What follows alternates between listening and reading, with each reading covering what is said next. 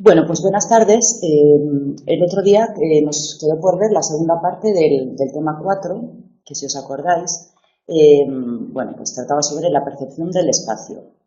Acordaros que, bueno, pues dentro de la percepción espacial, las tres dimensiones básicas, lo que os decía el otro día el ejemplo, que es como cuando vamos a comprar, ¿verdad?, un mueble para nuestro salón, lo que siempre medimos es altura, anchura y profundidad. Y a lo largo de todos los temas, como habéis visto en psicología de la percepción, siempre vamos a trabajar desde dos perspectivas, ¿no?, la constructivista y la ecológica de Gibson. Acordaros que la constructivista, ya veréis que lo vamos a ver al final del tema, y después en el tema 6, que también lo vamos a ver hoy, se basaba y se basa en que la percepción suele ser en base a estímulos que construyen, ¿no?, la percepción del objeto final o la percepción espacial final, mientras que la perspectiva ecológica, a partir de Gibson, bueno, pues dice que no es la suma, ¿no?, de diferentes componentes, en este caso de la profundidad espacial, la que nos da la información final, sino ya que la propia profundidad en sí, ¿vale?, sería el estímulo global ecológico. Lo vamos a explicar después mejor a continuación. Acordaros que el otro día vimos las claves de la profundidad, vimos, lo tenéis grabado en la primera parte del tema 4, lo que eran las claves monoculares estáticas, ¿vale? También vimos las claves monoculares dinámicas. Nos faltaba, por tanto, por ver las claves binoculares, que son las que os voy a poner ahora a continuación. Vale, monocular un ojo, binocular dos ojos, que eso ya entiendo que ya lo hemos entendido. Vamos a ver qué paso para adelante. Bien, bueno, bien, dentro de las claves binoculares, repito, que tiene en cuenta la percepción. Recordaros que estamos hablando de psicología de la percepción, en este caso percepción espacial. Claves binoculares, es decir, la información que nos dan los dos ojos para que nosotros seamos capaces de captar en este caso bueno, ahora os explico. Vamos a ver, claves binoculares. Estamos hablando de percepción espacial, ¿vale? Por tanto, binocular son la información que nos dan los dos ojos para nosotros entender la profundidad, ¿vale?, la percepción espacial, la colocación de cada objeto en el contexto, la profundidad, tal y como hemos visto, bueno, pues longitud, por ejemplo, al final de esta clase, etcétera. Vale, para ello los dos ojos tienen que dar la misma información al cerebro, ¿sí o no? Y el cerebro, bueno, pues entiende y comprende, veremos en qué zonas de áreas neurológicas se integra toda esta información, pero entended que las dos informaciones que llegan de los dos ojos tienen que juntarse para que nosotros veamos, por ejemplo, solo una silla, ¿vale?, y entendamos lo que es la profundidad espacial. Para ello, las claves que utilizamos a nivel neurológico dentro de la percepción, claves binoculares y, por tanto, participa la información que llega de ambos ojos, en este caso sería, ¿vale?, la convergencia binocular y la profundidad estereoscópica. Vamos a ver qué es esto de cada una de ellas. Bien, convergencia binocular. ¿Qué significará? Pues que ambas informaciones, ¿verdad?, de los dos ojos convergen en una zona que os voy a explicar y, por tanto, nosotros no vemos los objetos duplicados. Viene aquí un claro ejemplo, a ver si os viene en la diapositiva siguiente. Veis aquí abajo a la derecha, ¿vale?, es un poco para explicar las claves binoculares. ¿Veis? Por tanto, nosotros si ponemos así el dedo y cerramos un ojo, vemos, ¿no?, bueno, pues una imagen, y si cerramos el otro ojo, vemos otra imagen. ¿Qué hace el cerebro gracias a estas dos claves? Bueno, pues juntar las dos imágenes y ser capaces de sentir lo que es la percepción espacial. Bien, para ello, pues tal y como os estaba comentando, tenemos la convergencia binocular. ¿Esto qué significa? Que cuando nosotros fijamos la visión, por ejemplo, en un objeto, ¿vale?, ya sea cerca o a lo mejor a 2 o 3 metros, las dos líneas de la visión convergen en un punto de fijación, ¿sí o no? ¿Por qué? Bueno, veremos a continuación. Imaginaros que un ojo mira para allí y el otro mira para allá. ¿Cómo veremos? Bueno, pues no habrá convergencia. La convergencia binocular, daros cuenta que si nosotros queremos ver un objeto de cerca, la convergencia será, bueno, pues con un grado de amplitud, ¿no? Imaginaos que son como rayos que nos salen de los ojos. Si queremos ver, bueno, pues un objeto cerca, ¿vale?, será así. Mientras que si nosotros lo queremos ver lejos, convergerán, ahora os voy a poner un ejemplo de los grados de convergencia, convergerán más tarde la información que nos llega a ambos ojos. Por tanto, la convergencia binocular nos da la información de un objeto que nos llega información por ambos ojos porque ambos ojos fijan, ¿vale?, fijan el movimiento ocular en un objeto determinado. ¿Qué pasa que si no existe convergencia binocular? Imaginaros, bueno, pues cuando tenemos problemas de estrabismo, bueno, pues al no existir convergencia binocular, nos llega información diferente por ambos ojos y por tanto la información es contradictoria. Bien, por tanto, convergencia binocular. Bueno, pues cuando las dos líneas de visión se centran en un punto de fijación, que se le llama, ¿no? Que es lo que queremos observar. El ángulo, por tanto, de convergencia varía en función de si queremos ver algo que está cerca o si queremos ver algo que está lejos. Por tanto, si entendemos qué es esto del ángulo, que repito que os voy a poner aquí en la diapositiva un ejemplo, bueno, pues el tamaño del ángulo varía en función de la distancia, ¿no?, que se encuentra el objeto, lejos o cerca. Ahora vamos a ver. Bien, esto es muy fácil de entender. Imaginaros, aquí abajo os he puesto un ejemplo de unos ojos. Cuando nosotros en la imagen del medio, la convergencia, en este caso binocular, cuando queremos ver un objeto cerca, ¿cómo es el ángulo? Bueno, pues lo veis ahí, ¿no? Normal. Pero, si queremos ver un objeto a lo lejos, el punto de fijación está lejos, ¿sí o no? Por tanto, como veis, se desplaza. Cuando queremos mirar al infinito ya no existe ángulo, sino que son, bueno, pues dos líneas, en este caso, bueno, pues paralelas. Por tanto, este ángulo nos da información de profundidad, ¿vale? Acordaros que estamos en el tema de percepción espacial. Por tanto, es necesaria esta convergencia binocular, tanto de cerca para lejos, para que nuestro cerebro comprenda que ese objeto está lejos y esté cerca. Por tanto, dentro de las claves binoculares de convergencia binocular, lo que se tiene en cuenta, bueno, pues este ángulo de la visión. Por tanto, tal y como os pongo aquí, el ángulo de convergencia es utilizado por el sistema visual para determinar la distancia del punto de fijación y, por tanto, obtener la información de la distancia del objeto, ¿vale? De ahí a que estamos hablando de percepción espacial. Este ángulo de convergencia, bueno, pues varía dependiendo si el objeto está cerca o el objeto está lejos. ¿Qué os pongo aquí? Bueno, pues que a partir de 3 metros, digamos que ya no existe diferencia en el ángulo de fijación porque, tal y como os pongo aquí, serían dos líneas paralelas. Bien. Entonces, por otro lado, esto lo hemos entendido, ¿no? Convergemos cerca, convergemos lejos, dependiendo un poco de lo que queremos observar, si está lejos o cerca. Por otro lado, otra clave binocular que participa en los dos ojos es la estereoscopia. Bien, ¿esto qué significa? Lo que os decía, ¿no? Que si ponemos, si cerramos un ojo nos llega una información y si abrimos el otro nos llega otra imagen, ¿sí o no? Lo que hace el cerebro es toda esa información juntarla para que nos llegue a nosotros esa percepción espacial y solo un objeto, que no llegue dos imágenes superpuestas, que es un poco lo que vamos a ver después, que es la diplopía. Bien, por tanto, los dos ojos participan en la estereoscopia. ¿Qué es la estereoscopia? Fijaros aquí abajo que os pongo un ejemplo, ¿no? Bueno, el campo visual izquierdo, lo que ve el ojo izquierdo, ya sabéis que, si habéis estudiado el sistema visual, ¿sí? En el ojo, por ejemplo, izquierdo, bueno, pues llega información tanto de la parte nasal como de la parte externa, digamos que serían como dos rayos que nos salen así, y aquí otros dos rayos. Entonces, el ojo derecho, ¿verdad? Si movéis el ojo derecho, os barre, ¿no?, toda esta parte derecha, y si movéis el ojo izquierdo, os barre toda esta parte izquierda. ¿Qué pasa? Que en el medio, tal y como os pongo aquí, hay la zona de visión binocular, ¿sí o no?, donde las dos líneas visuales se juntan. Bien, por tanto, la estereoscopia, gracias a este sistema que tienen nuestros dos ojos, bueno, pues nos da información de la distancia relativa de los objetos.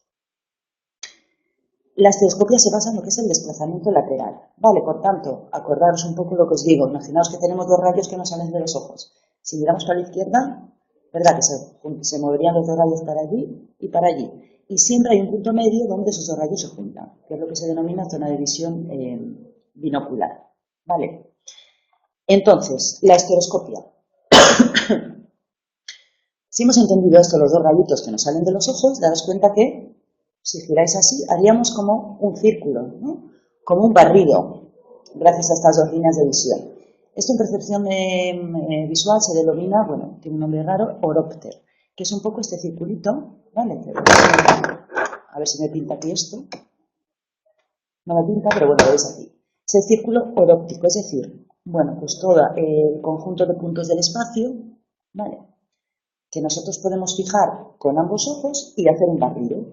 Entendéis que es como un círculo, ¿verdad? De cerca de la izquierda hasta el fondo y volvemos. Sería como un círculo, ¿vale? Por tanto, el orópter son todos esos puntos de fijación en el espacio visual que somos capaces de detectar. Bien. El horóptero entendéis que hay también, bueno, pues zona horizontal y también vertical, ¿sí o no? Por tanto, aparte de ser un horóptero longitudinal, que sería, bueno, pues un corte, digamos, como transversal, bueno, pues también habría un horóptero vertical de arriba abajo, ¿no? Esto lo entendemos todos. Vale. Entonces, acordaros y entended qué es esto del horóptero. Aquí veis, bueno, pues toda la zona visual a la que podemos llegar con ambos ojos. El eje sería un punto de fijación cuando existe, bueno, pues convergencia binocular, ¿vale? Ambos ojos se fijan en un punto de fijación, valga la redundancia, y por tanto iríamos cambiando ese punto de fijación, si miramos a la izquierda o a la derecha, siempre como si fuera un círculo. Esto es lo que se denomina horóptero. Bien. ¿Qué pasa en este caso en el horóptero cuando ese punto de fijación no existe convergencia? Vale, digamos que no sigue todo este círculo normal que solemos hacer. Bueno, pues existe disparidad binocular. Bien, ¿cuándo existe disparidad binocular? Bueno, cuando existe disparidad de ambos ojos en el desplazamiento lateral. Bien, ¿qué puede pasar? A ver, esto no es ninguna patología. Ahora veremos, de hecho, que esto nos da información de claves espaciales. ¿Veis aquí que os he puesto también esta figura? Bueno, la X sería el punto de fijación normal, que va por todo el horóptero, pero existe disparidad cruzada y disparidad no cruzada. ¿Qué es esto de disparidad cruzada y disparidad no cruzada? Bien, cuando tenemos disparidad retiniana no cruzada, veis aquí que es este, que es fuera del horóptero, es cuando percibimos un objeto más lejano que el punto donde fijamos la mirada. Por tanto, está fuera del horóptero. Ahora vamos a ver qué significa esto.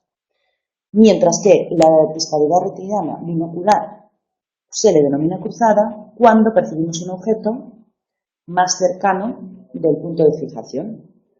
Por tanto, esta disparidad binocular lo que nos da información a nivel neurológico es la disparidad no cruzada, nos da información de la lejanía de los objetos, mientras que la cruzada de la cercanía de los objetos. Vale, por tanto, si entendéis el horóptero, el punto de fijación, cruzada, cerca, no cruzada, lejos, ahora entenderemos después, bueno, pues, qué nos da esta información. Vale. Por tanto, disparidad binocular la podemos definir cuando un punto en el espacio visual no proyecta su imagen en esos puntos correspondientes, no está dentro del horóptero, y las imágenes del objeto en cada uno de los dos ojos resultan diferentes, ¿vale? Gracias al desplazamiento, en este caso, lateral. Por tanto, cruzada nos da información de la cercanía de los objetos y no cruzada de la lejanía. Bien, aparte de este barrido que hemos dicho que es el horóptero, ¿vale? Se le denomina, bueno, pues esto que estamos hablando, el horóptero, disparidad cruzada, disparidad no cruzada, disparidad binocular, bueno, pues es lo que estamos hablando de la estereoscopia humana, ¿vale? Esta sensibilidad que tenemos, también hay que tener en cuenta, bueno, pues este dibujo que os he puesto aquí, ¿vale? Que es el panum. ¿Qué es esto del panum? Que también tiene un nombre, bueno, pues muy raro. También deciros que la sensibilidad estereoscópica somos muy sensibles, ¿no?, a estos puntos de fijación y a este horóptero.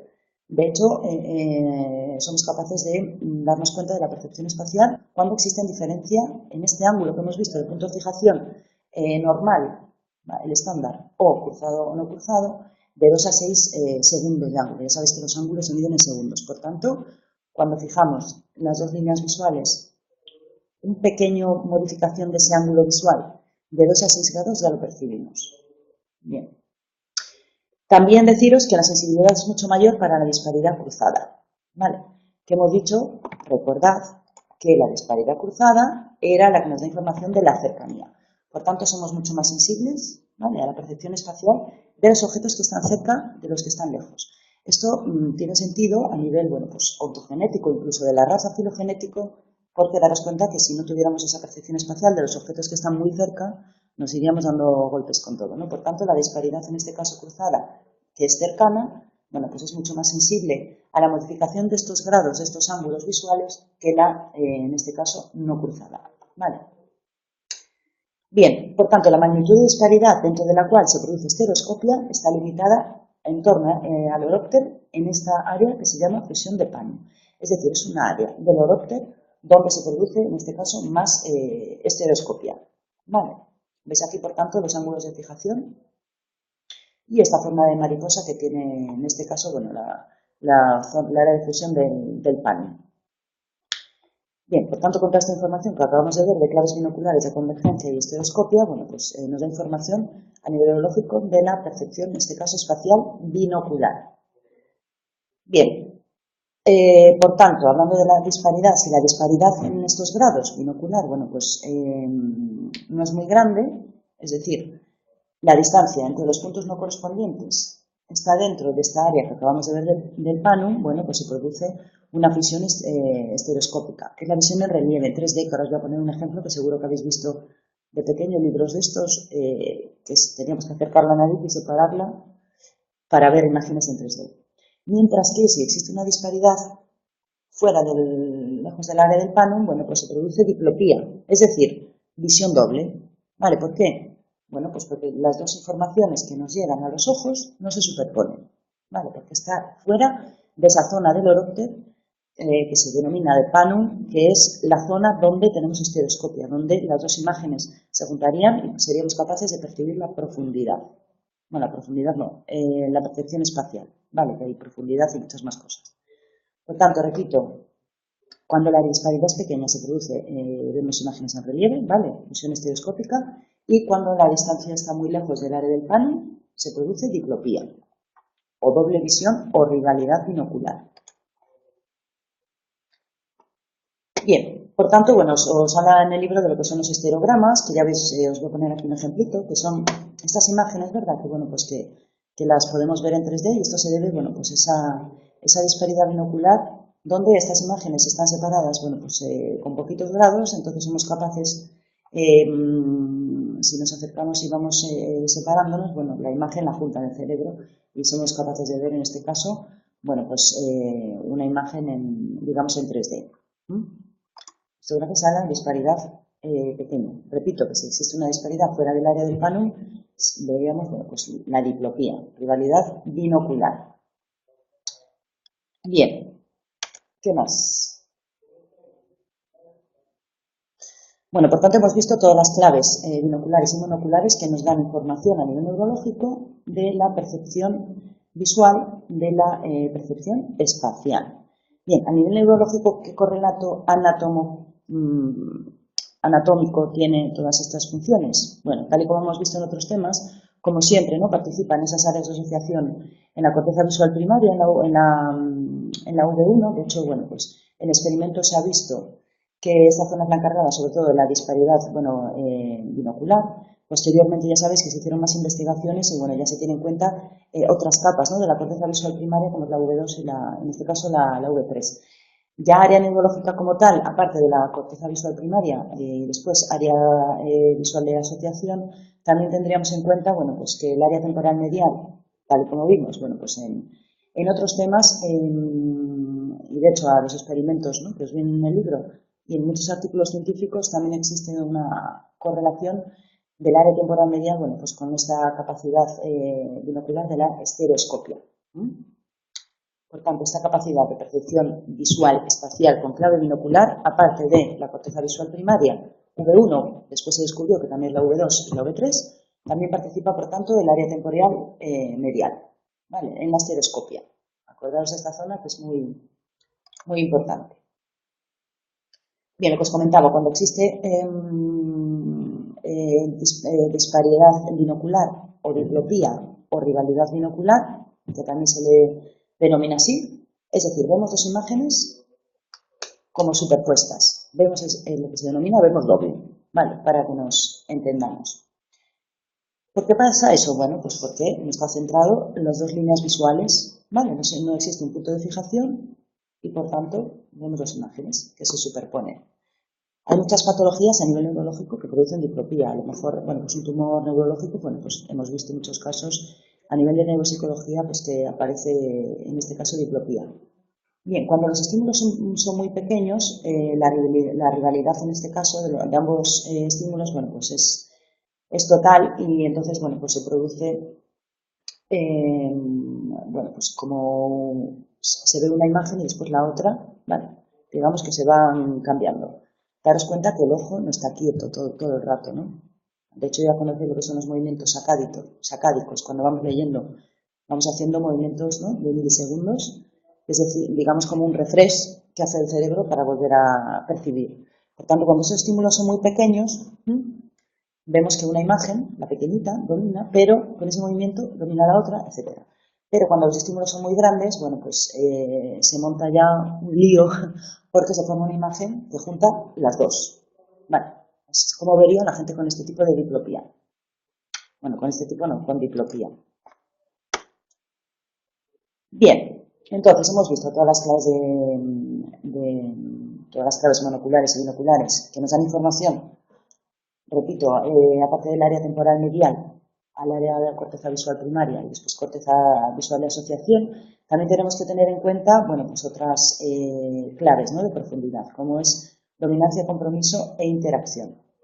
Bien, todas este tipo de claves también las tenemos que tener en cuenta, ¿no?, a la hora de percibir visualmente, en este caso, la profundidad. ¿Vale? Estamos hablando de la profundidad. Bien, dominancia. Es decir, dominancia se produce cuando una clave domina a la otra. Tenéis un ejemplo en el libro que es la habitación de Ames, ¿no?, que se provoca ilusión de tamaño. A veces nos fijamos en una clave de profundidad y no tenemos en cuenta la otra, ¿vale? Y por tanto tenemos percepciones erróneas. Compromiso. Bueno, cuando existen informaciones contradictorias, bueno, pues entre dos claves y el cerebro entiende la mitad, ni para ti ni para mí. ¿Vale? Y de hecho, bueno, pues en este caso también se suman. Y después existe interacción cuando se coge información de alguna clave y de otra. ¿Vale? Por tanto, cuando estamos percibiendo visualmente puede haber dominancia de una clave, puede haber compromiso o puede haber interacción de todas. Por tanto, lo que dije el primer día de clase, a veces vemos lo que no es real, ¿vale?, por todas estas claves que a veces, bueno, por el punto de fijación y tal y como hemos visto, todas estas claves monoculares y binoculares no es un sistema perfecto. Por tanto, a veces, en este caso, el cerebro, como bien sabéis, nos engaña lo que vemos. Bien, hemos visto, por tanto, las claves, el correlato neurológico de estas claves visuales y después tenemos las teorías de la percepción espacial. Bien, ¿cómo trataron de estudiar la percepción espacial, no? Bueno, pues los teóricos, tal y como hemos visto al principio del tema, teníamos dos líneas, ¿no?, la aproximación constructivista y la aproximación ecológica de Gibson. Vale, para tratar de estudiar todos estos fenómenos, bueno, pues lo que trataron de ver, bueno, pues la percepción espacial a través de estudios con la constancia del tamaño. La aproximación constructivista, en este caso los estudios parten de Helmholtz, con respecto a la constancia del tamaño, y tal y como hemos visto en otros temas, desde esta aproximación la percepción visual, bueno, pues es como por fases, ¿no? Es decir, primero veríamos lo simple, ¿vale?, después bidimensional, hasta ya ser tridimensional. También tiene en cuenta esta aproximación constructivista. Daros cuenta cómo se denomina constructivista, por tanto, construimos a partir de estímulos simples, ¿vale?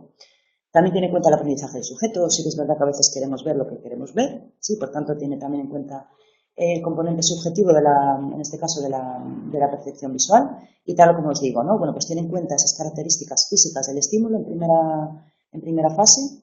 Después veríamos, ¿no?, la retina, ya sabéis que de imágenes, en este caso bidimensionales, y por tanto dentro de esta aproximación tiene en cuenta lo que es el estímulo próximo, que son propiedades de los estímulos que actúan sobre los receptores. Acordaros en el tema que vimos la luminosidad, etcétera. Bueno, toda esa luz que refleja también en un objeto, que también tienen en cuenta dentro de esta aproximación constructivista, mientras que, ya sabéis que la perspectiva ecológica habla más de en conjunto, y también tiene en cuenta el estímulo distante, que en este caso son propiedades físicas del propio objeto. Por tanto, imaginaos que yo quiero percibir una silla que está a lo lejos, en la profundidad. Desde la aproximación constructivista tendremos en cuenta el estímulo próximo, que es decir, la luz, por ejemplo, que me refleja de ese objeto, más el estímulo distante, es decir, bueno, el tamaño de la silla, etc. Vale, por tanto, perspectiva constructivista, estímulo próximo y estímulo distante, que son las propiedades físicas del propio objeto. Teniendo en cuenta esta información, y tal y como hemos visto antes, bueno, pues esta aproximación de la percepción espacial, sobre todo de la profundidad que estamos hablando, se centra en el estudio sobre todo del ángulo visual, que es un poco lo que hemos visto antes. Bien, trataban de observar, bueno, como veis en todos los experimentos que aparecen en este caso en el libro, bueno, pues cómo vemos los objetos, si los vemos igual de grandes cuando están cerca que cuando están lejos. Y ese ángulo visual, ¿cómo es? Grande, más pequeño, etc. Tal y como podéis ver, aquí en esta imagen, que yo creo que resume bastante bien la teoría la aproximación constructivista, veis que el ángulo de visión cuando un objeto está más cercano es mayor, mientras que el ángulo de visión cuando un objeto lejano, bueno, pues es menor. Pero daros cuenta que nosotros percibimos que ese árbol tiene el mismo tamaño. ¿Entendéis? Por tanto, tal y como explican dentro de la aproximación constructivista, que existe una constancia de tamaño. ¿Vale? Por tanto, os pone aquí, cuando la distancia de los objetos al observador no es muy grande, el desplazamiento en profundidad de los objetos no provoca un cambio en su tamaño percibido, a pesar de que el ángulo visual que proyectan disminuye. Es lo que denomina la constancia del tamaño. Por tanto, a igual distancia de los objetos, cuanto mayor es un objeto, mayor es el ángulo visual, tal y como os pongo aquí en el ángulo rojo, y el ángulo visual proyectado por un objeto disminuye a medida que el objeto se aleja del observador. Es decir, cuanto más cerca el ángulo mayor, cuanto más lejos el ángulo menor, pero somos capaces de saber que esa silla es igual que aquella, que la otra. Por tanto, lo que denomina, bueno, pues la constancia del tamaño dentro de la aproximación constructivista, que me entenderéis bien. Bien, por tanto, para la aproximación constructivista, uno de los factores claves dentro de la percepción espacial es que tenemos que tener en cuenta, dentro de este ángulo, la distancia de los objetos para percibir profundidad, ¿sí o no? Por tanto, dentro de la constancia del tamaño, repito otra vez para que nos quede claro y ya nos vayamos de esta clase con todo esto metido en la cabeza, la aproximación constructivista tiene en cuenta la distancia, por tanto, tiene en cuenta dos cosas. Una, la lejanía o la cercanía del objeto, y segunda, el tamaño del objeto. ¿Por qué? Porque os he indicado antes el tema de los ángulos. Por tanto, el resumen de la aproximación constructivista es que los constructivistas ponen énfasis en que el sistema visual evalúa el tamaño del objeto basándose no solo en el ángulo visual, porque daros cuenta que el ángulo sí que se modifica, pero también en la distancia que el objeto se encuentra. Vale, por tanto somos capaces de decir que esa silla es igual que esta, independientemente de que el ángulo visual sea más cerrado cuanto más lejos y más abierto cuanto más cerca. Bueno, la reformulación moderna de esta teoría de aproximación constructivista es la hipótesis de la invariancia tamaño-constancia. Es decir, que el tamaño percibido y la distancia percibida, vale, guardan la misma relación que el tamaño y la distancia físicos, ¿no? Somos capaces de decir que esa silla que está ahí lejos, sabemos que está lejos, pero es igual de grande que la que está aquí cerca. ¿Sí? Esto se entiende, bueno, pues perfectamente. Por tanto, el tamaño percibido de un objeto es igual al producto de la distancia y la imagen que nos formamos nosotros en la retina. Bien, tenéis también la figura, bueno, pues 4.16 también para ver, y la ley de M predice, por tanto, que el tamaño aparente de una imagen es directamente proporcional a su distancia percibida desde el observador. Bien, por tanto, ha quedado claro dentro de la aproximación constructivista que tenemos en cuenta la distancia de esa imagen retiniana, que cambia el ángulo, pero tenemos percepción de constancia de tamaño dentro de la percepción espacial. Por otro lado, Gibson, que es lo que os estaba comentando, bueno, pues tiene en cuenta, bueno, pues otras variables dentro de la percepción visual en general, ¿no? Estamos hablando, repito, de percepción espacial. Gibson denomina en este caso óptica ecológica, es decir, que la luz del propio medio ambiente, bueno, pues que transmite no solo energía, sino, bueno, pues toda la información, es decir, que existe un patrón total de estimulación. Ya no es una aproximación constructivista en la que se van sumando diferentes estímulos, sino que la percepción es total.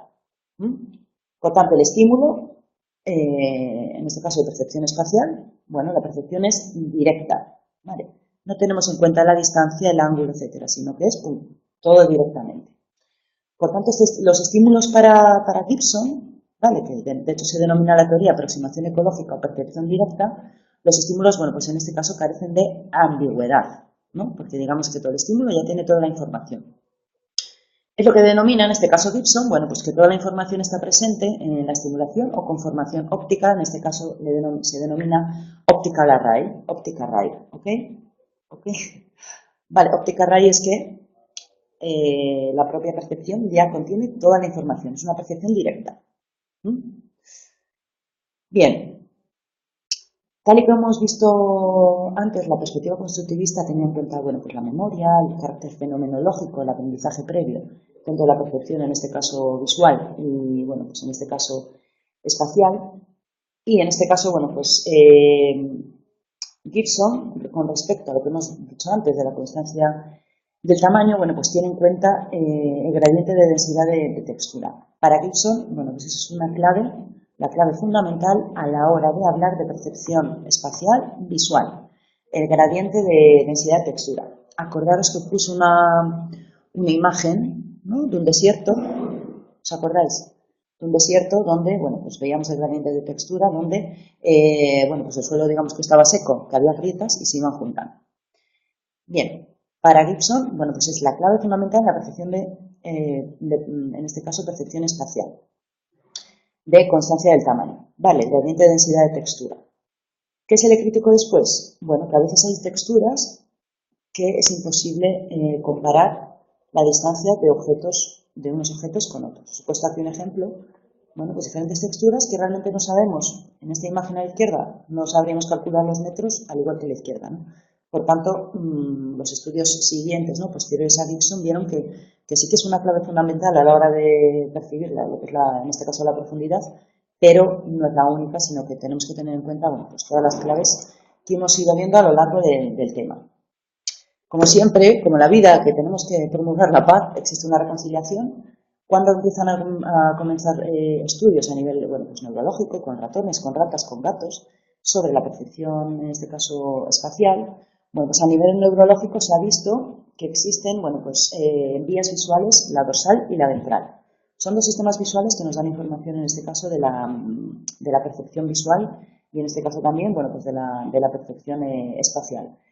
La vía dorsal, en este caso, bueno, pues es un sistema que estaría especializado sobre todo en el control visual de la conducta motora, que ahora veremos qué es esto, y la vía ventral, sobre todo dedicado a lo que es el reconocimiento e identificación de objetos. Por tanto, podríamos hacer un paralelismo, ¿no?, dentro de esta reconciliación de Norman, del área de la vía visual dorsal y ventral, donde la aproximación ecológica sería similar para Norman, el sistema visual dorsal, mientras que la perspectiva constructivista sería similar al sistema visual ventral.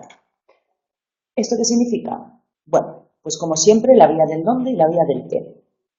Estudios posteriores, como veis en Urger-Leider y Missing, vieron que, por tanto, la vía ventral, vale, que veis, es la vía del qué.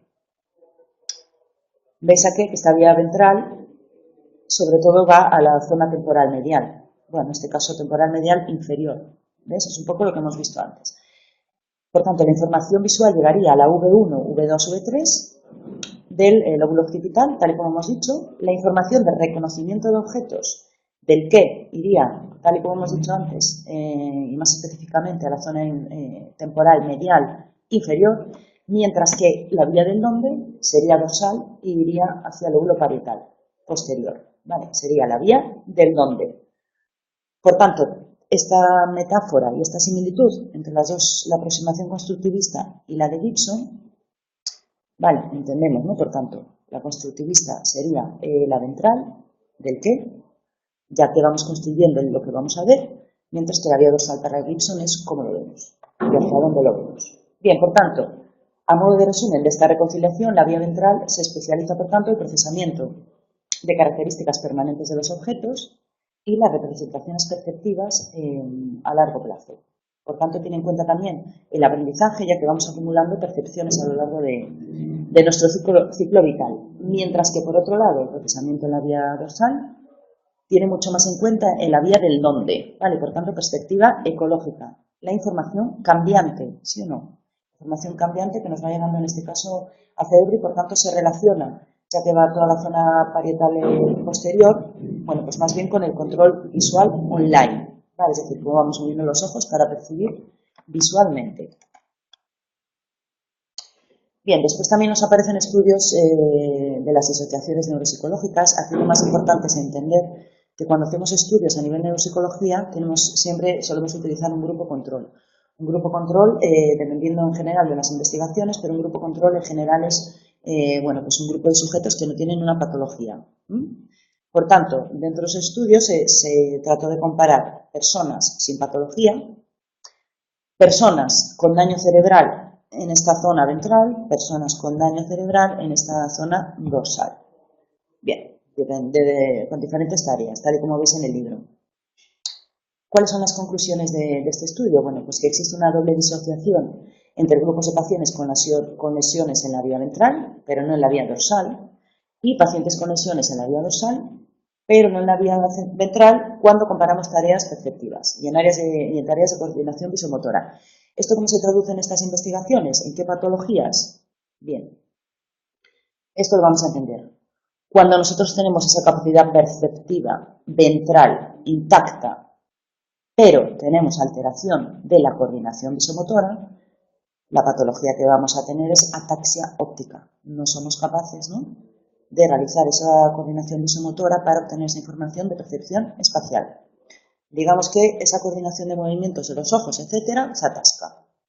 Mientras que, por otro lado, si somos capaces de coordinar, pero no somos capaces de percibir el objeto, por tanto, tenemos alterada esa vía ventral, se le denomina agnosia, que ya veréis, si no habéis visto, que existen muchas patologías a nivel neuropsicológico que transcurren con agnosia. Agnosia es, por ejemplo, este mando, ¿vale?, del cañón, yo veo, pero no lo reconozco. No sé decir que esto es una cosa que tiene botones, pero no sabré reconocer, ¿vale? Por tanto, a nivel perceptivo, que esto es un mando.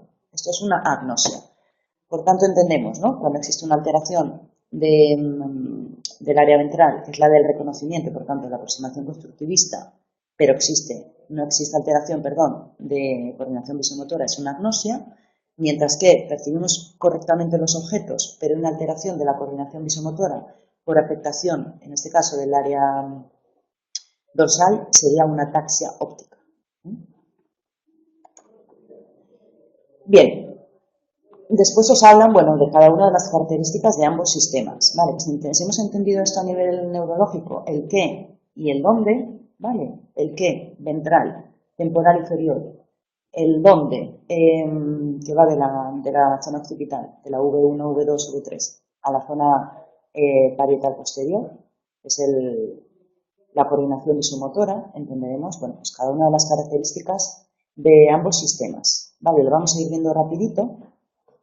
Por tanto, tal y como hemos visto, a modo de resumen, la propuesta de Norman y las características de ambos sistemas, ventral y dorsal, vemos que el sistema ventral, por tanto, da información sobre reconocer e identificación de estímulos, que es lo que hemos visto, por tanto, aproximación constructivista, mientras que el sistema dorsal analiza la información para guiar visualmente esa coordinación visomotora al comportamiento del organismo.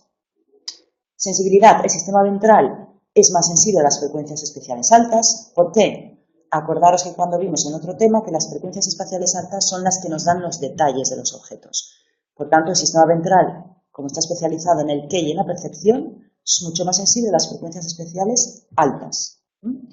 Mientras que el dorsal está más especializado en frecuencias espaciales bajas, que digamos que nos daría una perspectiva mucho más global, con menor detalle.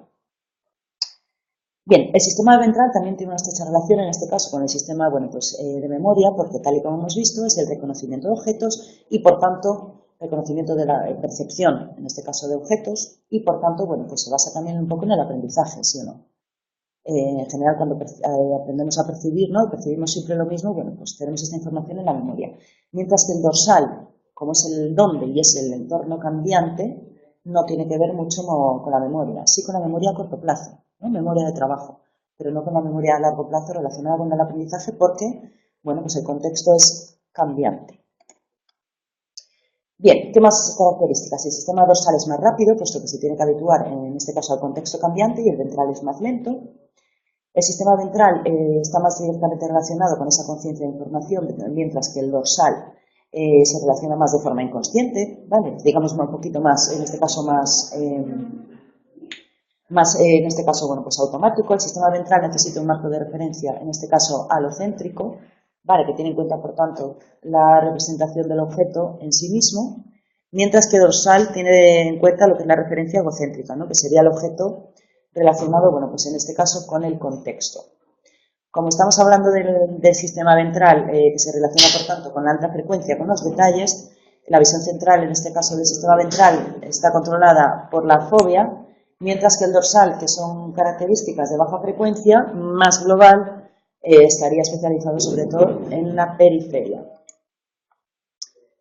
Bien, y ya para ir acabando, para Norman y por tanto, bueno, pues esta reconciliación de la aproximación constructivista y ecológica de Gibson, tanto el sistema ventral como el dorsal, juntando los dos sistemas, seríamos por tanto capaces de percibir el espacio de forma, bueno, pues tridimensional. El sistema ventral se fijaría más, tal y como hemos dicho antes, en las claves monoculares y por tanto en la percepción de los objetos, mientras que el dorsal en esas claves invariantes que vimos, bueno, pues en otros temas.